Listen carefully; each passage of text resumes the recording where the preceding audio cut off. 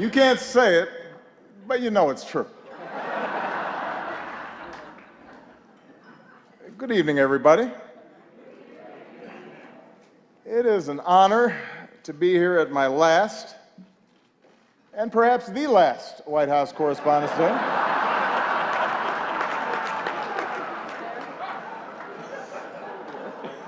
You all look great.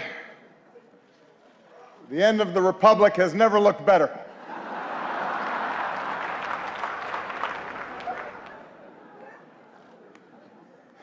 I do apologize. I know I was a little late tonight. I was running on CPT.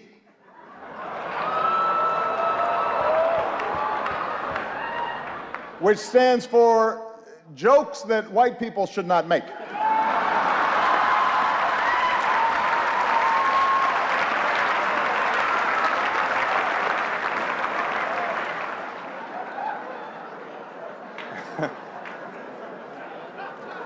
It's a tip for you, Jeff. Anyway, here we are. My 8th and final appearance at this unique event. And I am excited. If this material works well, I'm going to use it at Goldman Sachs next year.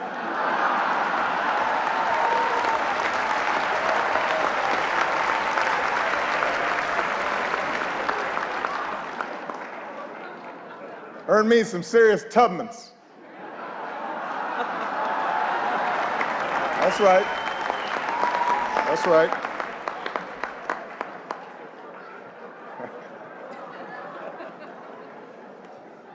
My brilliant and beautiful wife, Michelle, is here tonight.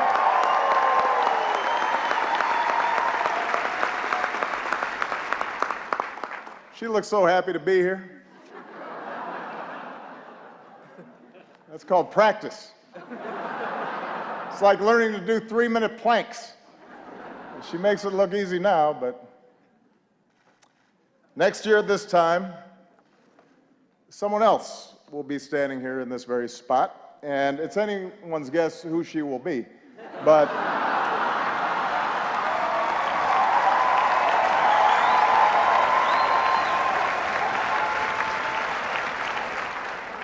standing here, I can't help but be reflective, a little sentimental. 8 years ago, I said it was time to change the tone of our politics. In hindsight, I clearly should have been more specific.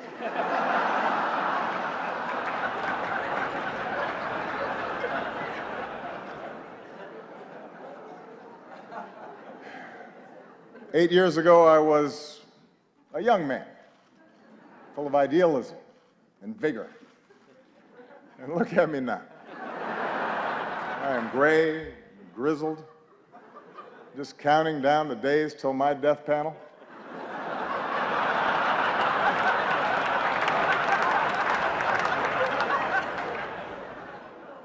Hillary once questioned whether I'd be ready for a 3 a.m. phone call. Now I'm awake anyway because I got to go to the bathroom. I'm up.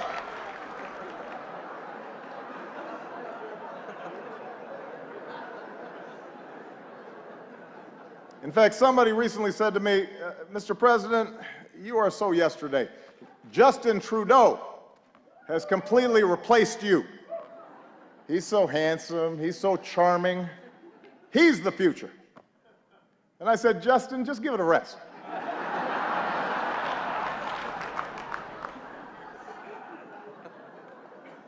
I resented that. Meanwhile, Michelle has not aged a day.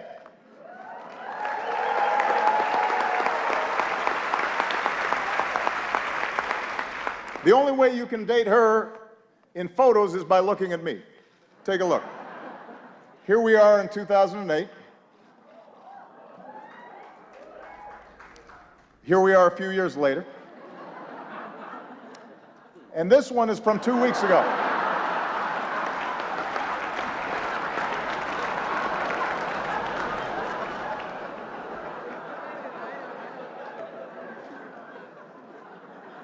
So time passes.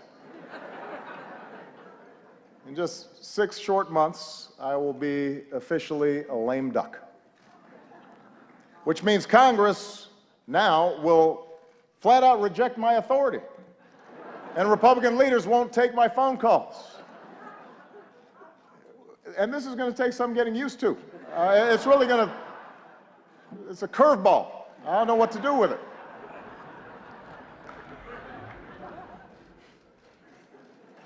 Of course, in fact, 4 months now, congressional Republicans have been saying there are things I cannot do in my final year. Unfortunately, this dinner was not one of them. But on everything else, it's another story. And you know who you are, Republicans.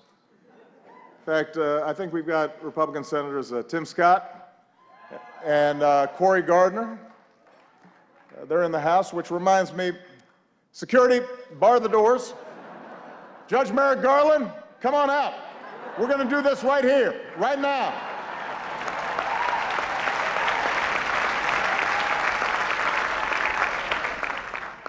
It's like the Red Wedding.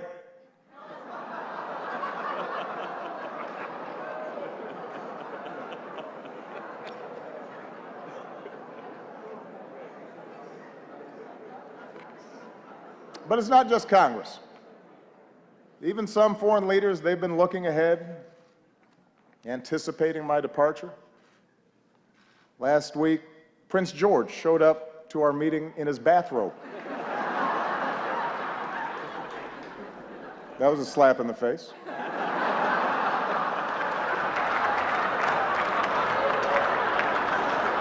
A clear breach of protocol. Although while in England, I did have lunch with Her Majesty the Queen, took in a performance of Shakespeare, hit the links with David Cameron, just in case anybody is still debating whether I'm black enough. I think that settles the debate.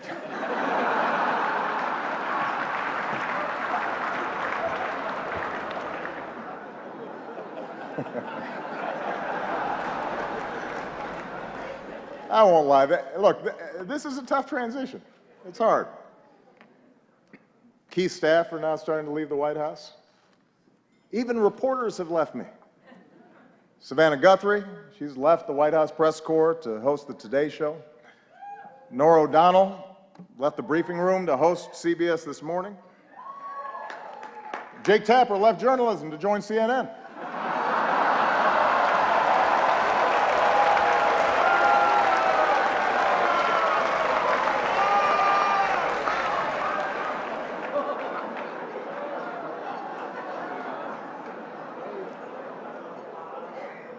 But the prospect of leaving the White House is a mixed bag.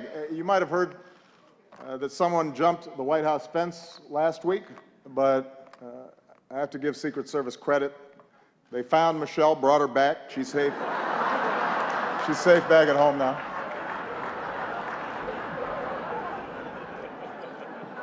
It's only 9 more months, baby. Settle down.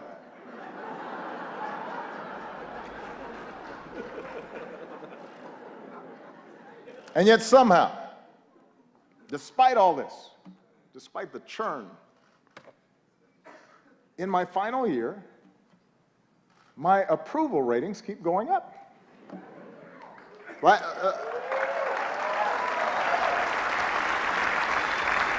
The last time I was this high, I was trying to decide on my major.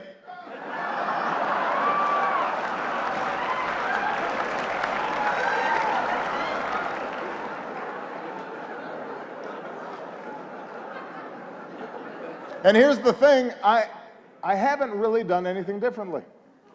So it's odd. Even my aides can't explain the rising poll numbers. What has changed? Nobody can figure it out.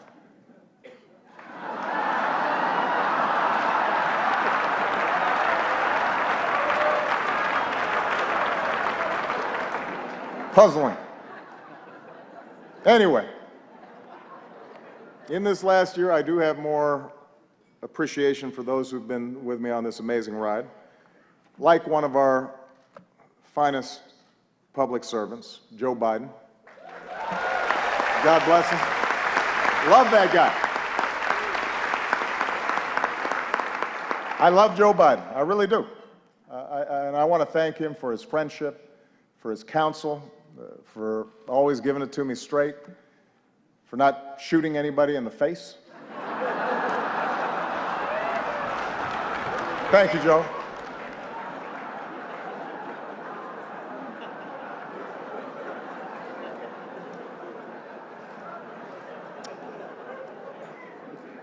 Also, I would be remiss, let's give it up for our host, Larry Wilmore.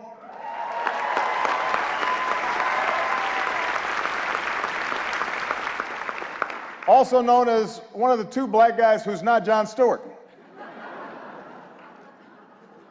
You're the South African guy, right? Oh. I love Larry. And his parents are here, who are from Evanston, which is a great town. I also would like to acknowledge some of the award-winning reporters that we have with us here tonight. Rachel McAdams, Mark Ruffalo, Leah Schreiber. Thank you all for everything that you've done. I'm just joking. As you know, Spotlight is a film, a movie, about investigative journalists with the resources and the autonomy to chase down the truth and hold the powerful accountable. Best fantasy film since Star Wars. Look, that was maybe a cheap shot. I understand the news business is tough these days. It keeps changing all the time.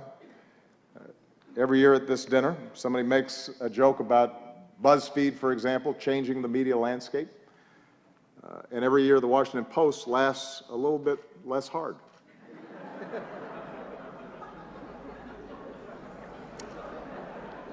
It's kind of a silence there, especially at the Washington Post table.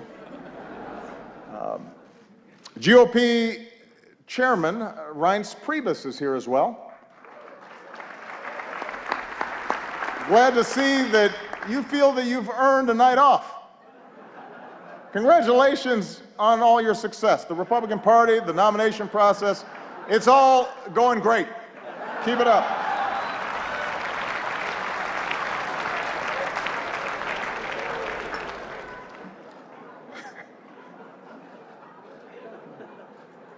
Kendall Jenner is also here, and we had a chance to meet her backstage. She seems like a very nice young woman.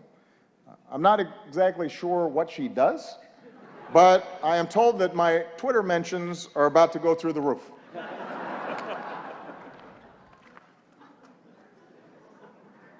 Helen Mirren is here tonight.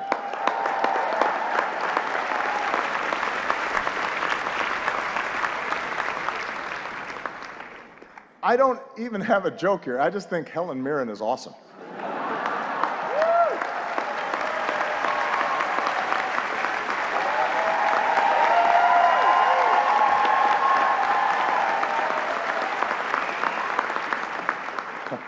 She's awesome.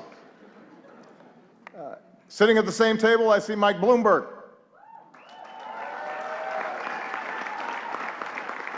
Mike, a combative, controversial New York billionaire, is leading the GOP primary, and it is not you. That has to sting a little bit.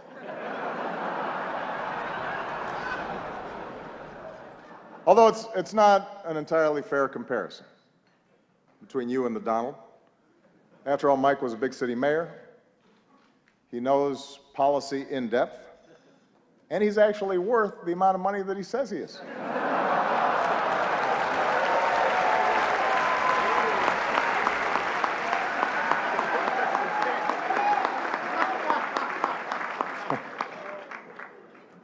What an election season. For example, we've got the bright new face of the Democratic Party here tonight, Mr. Bernie Sanders. There he is.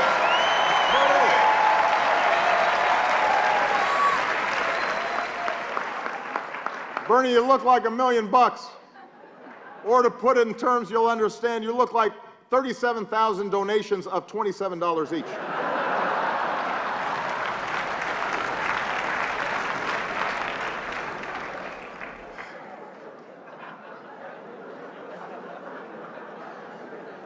A lot of folks have been surprised by the Bernie phenomenon, especially his appeal to young people, but not me. I get it. Just recently, a young person came up to me and said she was sick of politicians standing in the way of her dreams.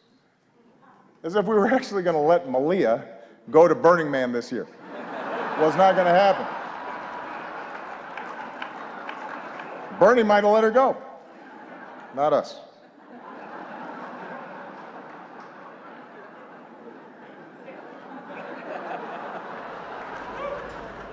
I am hurt, though, Bernie, that you've been distancing yourself a little from me. I mean, that's just not something that you do to your comrade.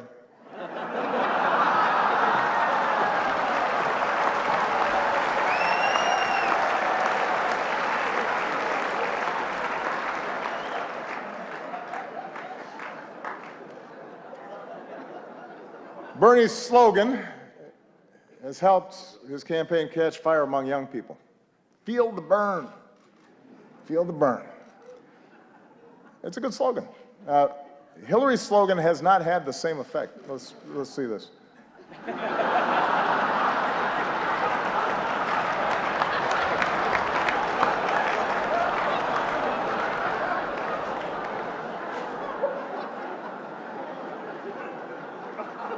Look, I've said how much I admire Hillary's toughness, her smarts, her policy chops, her experience. You've got to admit it, though. Hillary trying to appeal to young voters is a little bit like your relative who just signed up for Facebook. Yeah. Dear America, did you get my poke? Is it appearing on your wall? I'm not sure I'm using this right. Love, Aunt Hillary.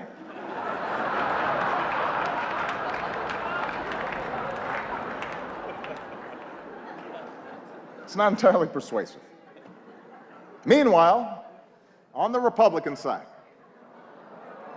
things are a little more, how shall we say this, a little more loose. Just look at the confusion over the invitations to tonight's dinner.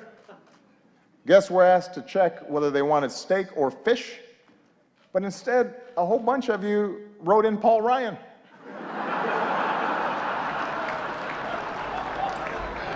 That's not an option, people. Steak or fish.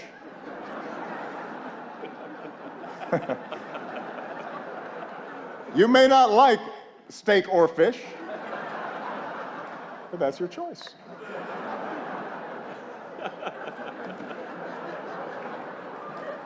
Meanwhile, some candidates aren't polling high enough to qualify for their own joke tonight.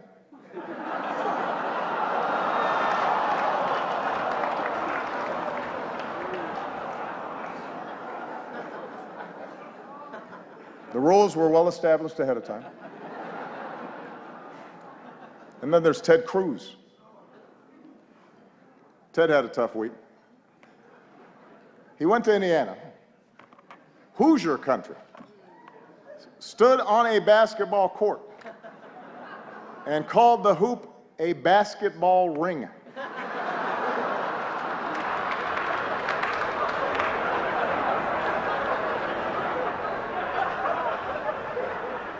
What else is in his lexicon? Baseball sticks, football hats. But sure, I'm the foreign one. That's fine.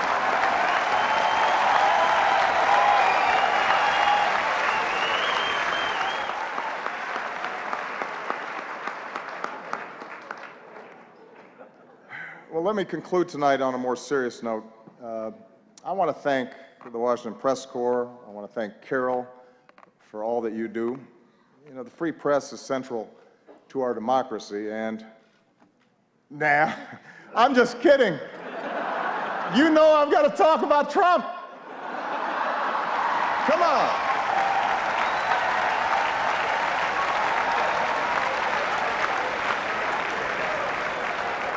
weren't just gonna stop there. Come on.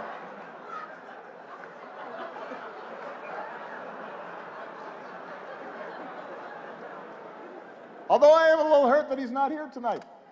We had so much fun the last time. And it is surprising. You've got a room full of reporters, celebrities, cameras, and he says no. Is this dinner too tacky for the Donald? What could he possibly be doing instead? Is he at home eating a Trump steak? Tweeting out insults to Angela Merkel? What's he doing?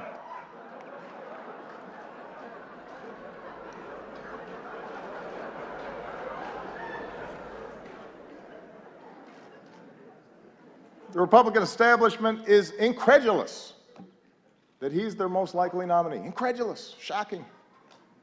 They say Donald lacks the foreign policy experience to be president.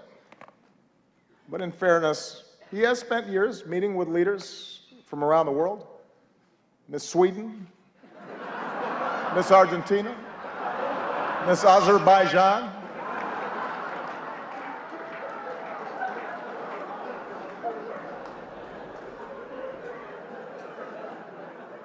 And there's one area where Donald's experience could be invaluable, and that's closing Guantanamo.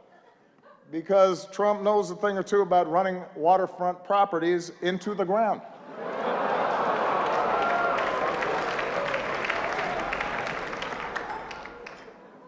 All right, that's probably enough. I mean, I've got more material.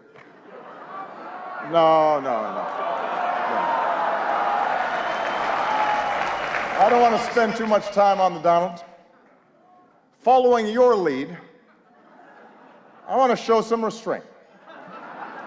Because I think we can all agree that from the start, he's gotten the appropriate amount of coverage, befitting the seriousness of his candidacy.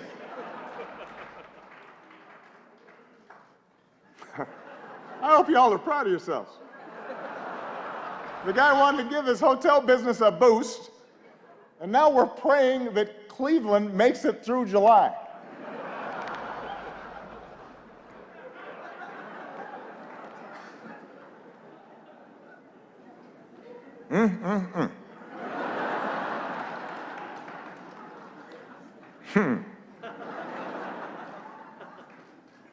As for me and Michelle, we've decided to stay in D.C. for a couple more years. Thank you. This way, our youngest daughter can finish up high school. Michelle can stay closer to her plot of carrots. She's already making plans to see them every day. Take a look.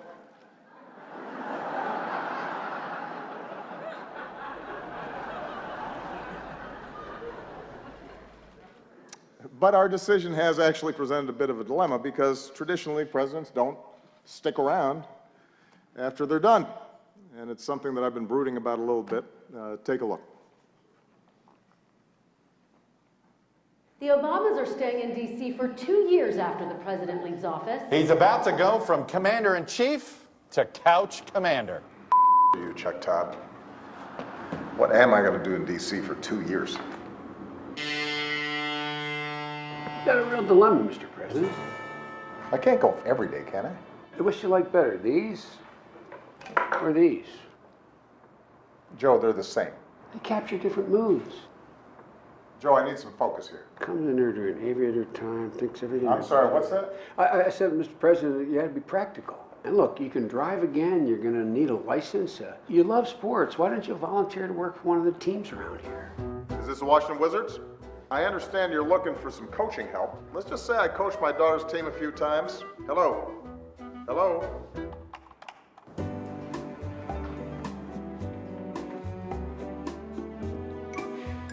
$44. Finally. So I'm going to be in D.C. for a while, and I thought I'd take up driving again. What's the name? Barack Hussein Obama. Yikes. Well, since you don't have a driver's license, you're gonna need a birth certificate. Really? Really. It's real. Is it? It's real. But is it? Oh, Michelle left her phone. Let's see here. Huh. She's got Snapchat. Obamacare is great, and it's really working. Sign up now. Breaking news. Michelle Obama in hot water after posting this video earlier today. Obamacare is great, and it's really working. Sign up now.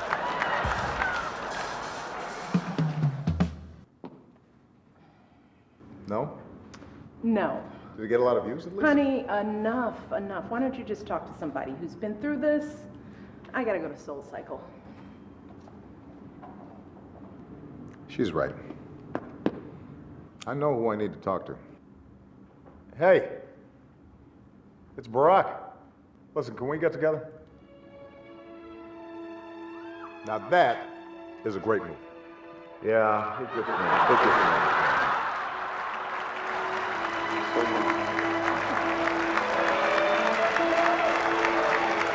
So, you got any advice for me? So now you want my advice?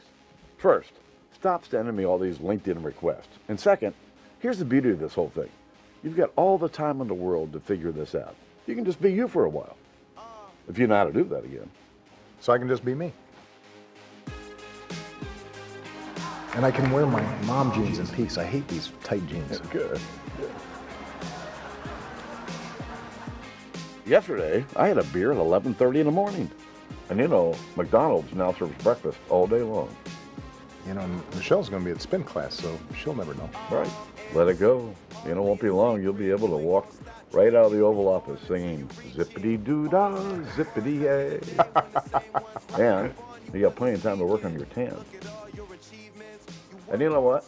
I finally got the grand bargain on a sweet Chevy Tahoe. Look here. Look here. Yeah. You want one? Breaking news, former President Barack Obama on his 347th round of golf for the year, and it's totally great. And Gloria, not a problem for anybody. I can't think of a reason to care, Wolf, and believe me, I've tried. There you go.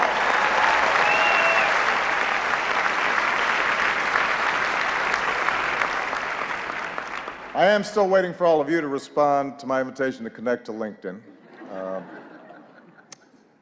But I know you have jobs to do, which is what really brings us here tonight. I know that there are times that we've had differences, and that's inherent in our institutional roles. It's true of every president and his press corps. But we've always shared the same goal, to root our public discourse in the truth, to open the doors of this democracy, to do whatever we can to make our country and our world more free and more just. And I've always appreciated the role that you have all played as equal partners in reaching these goals. Our free press is why we once again recognize the real journalists who uncover the horrifying scandal and brought some measure of justice for thousands of victims throughout the world. They are here with us tonight. Sasha Pfeiffer, Mike Resendez, Walter Robinson, Matt Carroll, and Bed Brandley Jr. Please give them a big round of applause.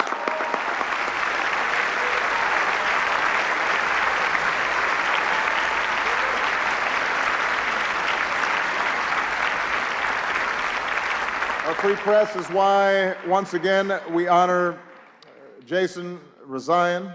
As Carol noted, last time this year we spoke of Jason's courage as he endured the isolation of an Iranian prison. This year we see that courage in the flesh, and it's a living testament to the very idea of a free press, and a reminder of the rising level of danger and political intimidation and physical threats faced by reporters overseas. I can make this commitment that as long as I hold this office, my administration will continue to fight for the release of American journalists held against their will, and we will not stop until they see the same freedom as Jason had.